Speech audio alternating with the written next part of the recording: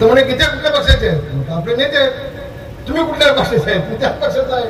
मग आनंद गीते आम्हाला सांगतायत की तुम्ही मतं लातूरला द्या, आमदार उभ्याला देऊ.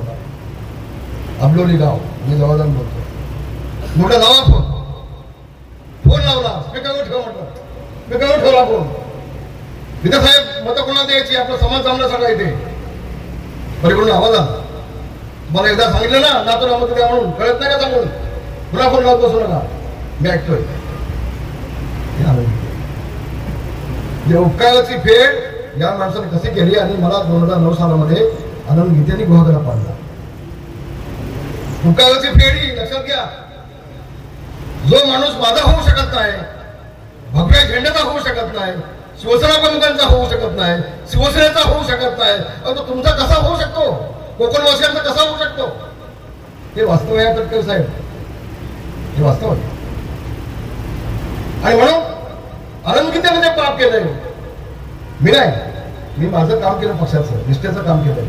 आनंद गीतेने जे पाप केलंय त्या पापाची फळं या निवडणुकीमध्ये आनंद गीतेंचा डिपॉझिट घालून टाळे वाजवायला वेळ. तुम्ही असं काय कमी टाळे वाजवता? काय पकडून आणले का कोण असे? होय बांधवा, ही निवडणुकीला दाखवून द्या. दुसऱ्यासाठी खड्डा खेळला जातो, त्यावेळेला स्वतःला त्या खड्ड्यामध्ये उतरायला लागतंय. हे आनंद गीतेने या निवडणुकीमध्ये बांधवाला दाखवून द्या, तुम्हाला दाखवून द्या. होय तटकरे साहेब, तुम्हाला मी 2दा पाडलंय. एकदा सुनील तटकरे नावाचा उमेदवार उभा केला मी, त्याला 9,000 मतं मिळाली होती, अंतिम पडला थोड्या मतांनी. आणि मागच्या निवडणुकीमध्ये फक्त दापोली मतदारसंघामध्ये आनंद गीतेला आम्ही लीड दिलं, फक्त आनंद गीतेला. पण आनंद गीते नुसतं मला पाडून थांबले नाहीत. कालच्या विधानसभेच्या निवडणुकीच्या वेळेला 2019ला एका बाजूला आनंद गीते सांगायचा योग्य जबाबदारी मी घेतलंय, माझ्या बहिणीला मी शब्द दिलाय, मी निवडून आणीन. बहीण म्हणजे कोण? माझी मिसेस. आणि दुसऱ्या बाजूला पालघरमधून एक पाटील बाई म्हणून तिला आणली, तिला शब्द दिला, तुम्ही समाजाची सगळ्या मतं तुला द्यायला लावीन, तुला निवडून आणीन, एवढंच मी पाडीन. हो तटकरे साहेब, या आनंद गीतेने त्या बाईंना निवडणुकीत आणला, कुणबी समाज म्हणून उभी केली. शेवटचे 8 दिवस जेव्हा लक्षात आलं ती बाई निवडून येत नाही, मग तिला राष्ट्रवादीच्या ऑफिसमध्ये पाठवला आणि त्यांच्या मागाला मांडणारी समाजाची मतं तिकडे वळवली आणि योगेश देखील पाडण्याचा प्रयत्न केला. गीते हा गीते आनंद म्हणजे पाटील खंजीव खुपसणारा नालायक नेता कोण असेल कोकणामध्ये, जे कोकणाला पडलेला काळा डाग कोण असेल तर आनंद गीते. आनंद गीते बांधवाला किती योजनाने आणल्या. होय 6 वेळा खासदार झाले, 2-3 वेळेला मंत्री झाले, 10 वर्ष यांनी केंद्राच्या योजना आणल्या किती? तटकरे साहेब, मी केंद्राच्या अनेक योजनांचा मी अभ्यास केलाय. आपण बसू, मला माहिती आहे तुम्ही खासदार म्हणून निवडून जाणार, ते आता दोषी अण्णाकडे पुढे बघायची आवश्यकता नाही. केदारजी दोषीने बघायला हवे नको. 100% तुम्ही मोठ्या मताने निवडून जाल आणि तुम्हाला मी सांगतो तुम्ही मंत्री पण होणार, कॅबिनेट मंत्री होणार. पण त्यावेळेला तुम्हाला माझी विनंती आहे, मला केंद्राच्या योजना मला माझ्या रायगडमध्ये हव्या, मला माझ्या कोकणामध्ये हव्या. एक साधी एक योजना सांगतो उदयजी, क्लस्टर योजना. क्लस्टर केंद्र सरकारची 10 मुलांना 10 गायी घेऊन दिल्यात किंवा 50 गावामध्ये 10 गायी घेऊन दिल्यात, 500 गायी झाल्या. 6 महिने त्यांनी वेगवेगळे गोठे काढले. 6 महिन्यानंतर सगळं दूध एकत्र आणून क्लस्टरसाठी केंद्राकडून 10 कोटी रुपये अनुदान मिळतं. 10 कोटी मोफत अनुदान मिळतं. उदयजी तुम्ही उद्योगमंत्री आहात, तुम्हाला सांगतो अनेक योजनांचा आम्ही अभ्यास केलाय. मला सांगावं आनंद गीतेंनी ह्या माझ्या रायगड जिल्ह्यामध्ये अशा किती क्लस्टरच्या योजनांना किती कोटी सबसिडी दिली? नाही दिली. ते स्वतः उद्योगमंत्री होते. केंद्राच्या योजना माझ्या कोकणामध्ये येत नाही. माझ्या कोकणाचा विकास होत नाही. केदार साठे यांचा मी अभिनंदन करेन की त्याने एक चांगला मुद्दा मांडला. आज देखील माझ्या कोकणातला माणूस, माझी कोकणातली तरुण मुलं पोटासाठी, चाकरीसाठी, भाकरीसाठी, नोकरीसाठी ठाणे, पुण्यात, मुंबईत जात आहेत. आमची मुस्लिम समाजाची मुलं ही सगळी परदेशात जात आहेत. का जातील? त्यांना इथं हाताने काम मिळालं, इथं जर व्यवसाय मिळाला तर माझी मुस्लिम समाजाची मुलं, माझी गरिबांची मुलं आपल्या आई वडिलांना सोडून ठाणे, पुण्यात, मुंबईत कशासाठी जातील? बांधवांनो कशासाठी जातील? पण या नालायक खासदारांनी, नालायक माणसांनी 32 वर्षामध्ये काही केलं नाही, 35 वर्षामध्ये काही केलं नाही. हा जपतो कसा माहितीये काय? ते वाटीभर दही आणि थोडं भात खातो गपचूप एकटाच. त्याच्या बाजूला कोण बसला असतो हॉटेलमध्ये बघित पण नाही तो. आमच्याकडे 2 माणसाचे आहेत, एक सुभा देसाई आणि एक आनंद गीते. 2 माणसाचे आहेत. अतिशय तुम्ही याच्यामधलं मला सांगावं, आनंद गीतेंच्या मुंबईच्या घरी कोण गेलाय? हातवरती करा बघू. 1 2 नाही गेले. अहो मुद्दाम जा, एकदम मुद्दाम तुम्ही जा आणि बघा. 6 वेळेला खासदार आणि 3 वेळेला मंत्री असलेला माणूस ही तुम्हाला काय ट्रीटमेंट देतो. ज्याला 6 वेळेला तुम्ही निवडून दिलात, तुमची काय इज्जत ठेवतो. जाऊन बघा, तिकडे जाऊन बघा. तटकरे साहेब त्यांच्या बिल्डिंगच्या खाली एक मडकं ठेवलंय. त्या मडक्यात पाणी खाली आणि एक ग्लास साखळीने बांधून ठेवलाय. साखळीने ग्लास. मग त्या ग्लासातलं पाणी घ्यायचं, पियाचं आणि ग्लास ठेवायचा. साखळी कशासाठी? ग्लास कोण सोडून घेऊन जाईल ना, म्हणून साखळी. हा माणूस तुमचं भवितव्य घडू शकतो, तुमचा विकास करू शकतो, तुमच्या मुलाबाळांचा व्यवसायाचा जबाबदार घेऊ शकतो. यांच्यासोबत कोण आहेत? त्यांचा पीआय दळवी नावाचा. सुवेगन दळवी लक्षात घ्या, तो पण दळवी तुमचा वेगळीच आहे. तुम्ही म्हटलात ना आमचा व्यवसाय म्हणून दळवी. आता हा दळवी एक 2 कदम आहे सोबत, ते आमचे ऐका. हो अहो तुझं माझं जमेना, तुझ्या वाचून कमी ना. हे अनेक वर्ष बघतोय आपण, एक दळवी 2 कदम आहेत त्यांच्यासोबत. एक जोशी आहे आणि एक चिपळूणचा कोणतो महाजन काय भागवत आणि एक शिंदे. एक भागवत, एक शिंदे, एक दळवी, 2 कदम संग्राम शिंदे. आता याच्यामध्ये कुणबी कोण आहे मला सांगा चला. ह्या 5 लोकांमध्ये कुणबी कोण आहे मला सांगा. कोण नाही. म्हणजे मला मतं मागायला येतात तेव्हा मी कुणबी आहे, तुमच्या समाजाचा आहे, तुमच्या मातीचा आहे, तुमच्या व्यक्ताचा आहे. भागे मागतो. तर 5 सगळ्या घेऊन बसतोस तिथं किती जाईल. कोण आहे? कुठं आहे? जॅकेटवाला कुठं आहे? जॅकेटवाला आपला हा इथं आहे. काही तुम्हाला घेतोय सोबत? काय वाटणे दिले? काही नाही. इला काही नाही. फक्त वाटून घेतला समाज फक्त. आपण बांधवांनो मी याला जोडणार होतोय माणसाला. याला म्हणतात ऐसा रामोस, उपकाराची जाणीव नसलेला माणूस. तटकरे साहेब कोका कोला जो आणलाय तो रामदास कदमनी आणलाय, योगेश कदमनी आणलाय असं सांगतो. तो मालक माझ्याकडे आला. परिवहन मंत्री मी होतो त्यावेळेला वाढायला त्याला मी सगळी मदत केली होती परमिशनसाठी. उदयजी तुम्हाला मी किती बोललो नाही असं सांगतो. तो माझ्याकडे आला. मी त्यांना घेऊन गेलो एकनाथ शिंदेकडे. एकनाथ शिंदेनी बोलवलं उदय सामंत साहेबांना आणि म्हटलं याला अशी जागा दिली पाहिजे, आपल्याला मोठा प्रोजेक्ट आहे. त्यांनी कबूल केलं आणि मला अभिमान वाटतो. मी अनेक मंत्री पाहिले उदयजी, तुम्ही समूहातून नाही, पण 40 दिवसामध्ये 75 एकर जागा देऊन कोका कोला आणण्याचं काम हे माझ्या उदय साहेबांनी केलंय.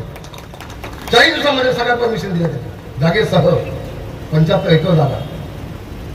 तरी खंत व्यक्त केली आज मी सांगतो मुद्दाम. आज मीडिया इथं आहे, तर मधल्या काळामध्ये चाललं होतं ना उद्योग केले गुजरातला का गेले आज मुद्दा घेतला. तो मालक म्हटला गोष्ट तटकरेंनी. रामदासबाई 2015 पासून सुभाष देसाई यांनी उद्धवजींच्या पाठीमागे आम्ही होतो जागा घेण्यासाठी. त्यांचं म्हणणं होतं आम्हाला येऊन पहिल्यांदा भेटा मग जागा. पहिल्यांदा भेटा म्हणजे काय समजल्यावर खोके मिठाई खोके पहिल्यांदा भेटा. ते म्हटलं ही आमची इंटरनॅशनल कंपनी आहे, आमच्याकडे सगळं नाही चालत, आम्ही नाही देऊ शकत. 6 वर्ष घालवली तटकरची. 6 वर्ष. जे काम 6 वर्षामध्ये उद्धव ठाकरेंच्या माध्यमातून झालं नाही ते काम 40 दिवसांमध्ये माझ्या उदय साहेबांनी केलं. मी मनापासून आभार मानतो आमचा कोकणातला माणूस आहे. मी एकनाथ शिंदेचा आभार मानतो मनापासून. आज 4-5 हजार मुलं कामाला लागतील, 3000 ट्रक लागतील. तिथे आमच्या 8000 मुलांच्या नोकरीचा प्रश्न सुटेल. साधी गोष्ट नाहीये. आणि त्याच्यामध्ये पुढाकार कोणी घेतला? माझा मुलगा योगेश दादा. सगळं फॉलो उदय सामंतांपासून पूर्णपणे फॉलो त्यांनी घेतलं. एक फक्त मी मिटिंग करून दिली होती योगीदादांची. आता मी बाजूला आहे आणि योगीदादांनी सगळे एकत्र आहे. म्हणजे तुम्ही सगळे म्हणजे उदय सामंत सगळे एक क्लासमध्ये मी बाजूला होता. माझं काम झालं, मी सोडून दिलं. पण बाप सवाई म्हणतात बेटा म्हणतात ना, बापचे बडकं बेटा ते योगीदादाच्या माध्यमातून त्यांनी दाखवून दिलं. मी खूप समाधानी आहे, खूप समाधानी आहे. मला तिथं भाषण चालू असताना मी दळवी साहेबांना हळूच म्हटलं बघा तुमचा योगेश तुमच्या अंगावर खेळलेले आहेत. आणि म्हणून अभिमान वाटतो की कोकोकोला सारखा मोठा प्रोजेक्ट आणण्यामध्ये जसा उदयजींचा सिंहाचा वाटा आहे तसा माझ्या योगेदाचा सिंहाचा वाटा आहे. त्यांनी फॉलो केलं आहे, त्यांनी फॉलो केलं. आणि म्हणून हे उद्योग आणण्याचं काम केमिकल बाजूला ठेवून आपले शासन करत आहे. आता अनेक योजना आपल्याला माहिती आहे, मी तिकडे आपल्याला जाणार नाही. पण तटकरे साहेब तुम्हाला एक माझी विनंती आहे. मगाच त्याचा ओझाचा तुम्ही उल्लेख केला ते कोयनेचं 67 TMC पाणी वाया जाणार. मी सातत्याने फॉलो करतोय.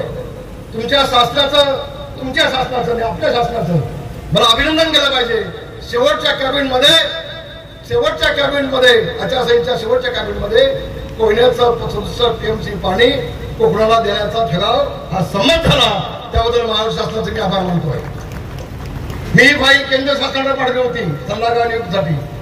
केंद्र शासनाचे मी आभार मानतोय. केंद्राने देखील त्याला मंजूर दिली आहे. आणि आता 15 कोटी टोकन देऊन सर्वेक्षण देखील चालू झालं आहे. तटकरे साहेब, मी तुम्हाला फक्त एकच विनंती आहे. मला माहिती आहे किमान 7 ते 8 हजार कोटी लागणार आहेत. त्यातले 4-5 हजार कोटी आपल्या केंद्रात आणायला लागतील. आपल्याला केंद्र शासन बनावं लागेल.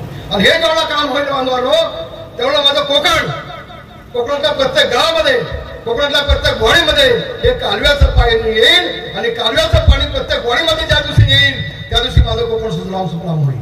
होय, आम्हाला 2-3 वेळा पिकं काढता येतील, आम्हाला बागायती करता येतील, आम्हाला लघुउद्योग करता येतील, आम्हाला उद्योग करता येतील. आणि म्हणूनच हे पाणी जर का बारामतीमध्ये असतं तर हे असं तसं पाणी जाऊन सौदाला मिळालं असतं का? नसतं मिळालं. मला आणखी एका गोष्टीच्या शासनाचं तुमचं अभिनंदन करायला पाहिजे, तुमच्या म्हणजे आपल्या, की एकनाथ शिंदे साहेबांनी एक मोठा निर्णय घेतला. पाणी जलव्यवस्थापन म्हणून एक समिती नेमली आणि त्या समितीच्या माध्यमातून कोकणातील नद्यांना ठिकठिकाणी पक्के बंधारे बांधायचे, पाणी अडवायचं आणि ते पाणी पिण्यासाठी आणि शेतीसाठी वापरायचं हा निर्णय घेतला. आणि 500 कोटीची तरतूद केली बांधून, 500 कोटीची त्यासाठी. बाकीच्या योजना मी सांगणार नाही, पण कोकणासाठी आवश्यक होतं. आज देखील तटकरे साहेब क्लस्टरच्या माध्यमातून माझ्या आंब्याचं काय, माझ्या काजूचं काय, माझ्या जांभळाचं काय, माझ्या आवळ्याचं काय, माझ्या सुपारीचं काय, माझ्या नारळीचं काय, आज देखील कोकणाला न्याय मिळाला नाही. हे होणं आवश्यक आहे. हे होणं आवश्यक आहे. आज कोकणातला हापूस मुंबईमध्ये भैया विकतो, उत्तर भारतीय जाऊन विकतोय. मला योगेदारांचं अभिनंदन केलं पाहिजे. तटकरे साहेब तुम्हाला माहिती नाही, तुम्हाला घेऊन जातील ते. पण तुमचा विचार होता इथं भाजपचा उमेदवार द्यायचा. मी तटकरेंसाठी सगळ्यांसाठी पुढाकार घेतला, मी घेतला पुढाकार. थोडासा देवेंद्रचा मी वाईटपणा घेतला, मी मान्य करतो, मी वाईटपणा घेतला. कारण तुम्ही आज महाराष्ट्राचं नेतृत्व करताय. राष्ट्रवादीच्या माध्यमातून संबंध राज्याचं नेतृत्व करण्याचं काम आज सुनील तटकरे साहेब करतायत. असा खासदार मला मिळाला, असा मंत्रीला मिळाला तर माझ्या रायगडचं सुबलाम मोठाल्याशिवाय राहणार नाही हा विश्वास मनामध्ये असल्यामुळं मी तटकरे साहेब तुम्हाला पाठिंबा दिला. माझं वैयक्तिक काही नाही, स्वतःचं काही नाही, फक्त माझ्या कोकणाचं भलं व्हावं, कोकणवासियांचं भलं व्हावं. अरे जातपात आम्ही कधी पाहिलीच नाही, कधी पाहिली नाही. तटकरे साहेब तुम्हाला शपथ घेऊन सांगतोय, कोकणामध्ये पहिल्यांदा सभापती मुस्लिम समाजाचे रामदास सदनी बनवले.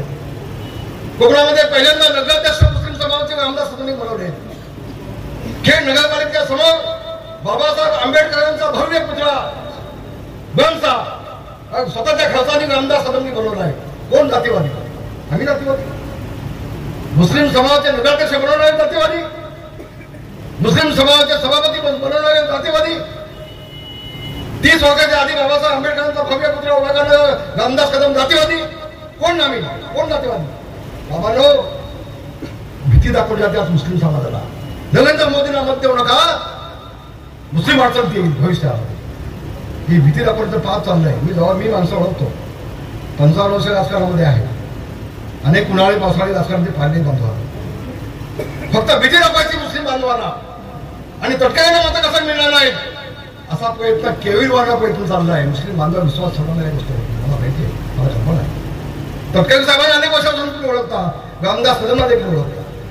मी अतिशय जबाबदारी बोलतोय आणि म्हणून माझ्या तमाम मुस्लिम बांधवांना आवाहन आहे, या भूटांच्यावरती कुणी विश्वास ठेवू नका. उद्धव ठाकरे दबाण लावलाय, मला बसवलाय, मराठी माणसाला बसवलाय, बाळासाहेबांना बसवलाय, बाळासाहेबांच्या पाठीत खंजी बसलाय, काँग्रेसच्या मांडीवर जाऊन बसलाय. बांधवांनो भगिनीनो, या उद्धव ठाकरेवरती विश्वास ठेवू नका. हे आमचे स्लोगान धरली असते. कदाचित आमच्या लोकांचे मतभेद होते, पण आज सांगतोय तटकरे साहेब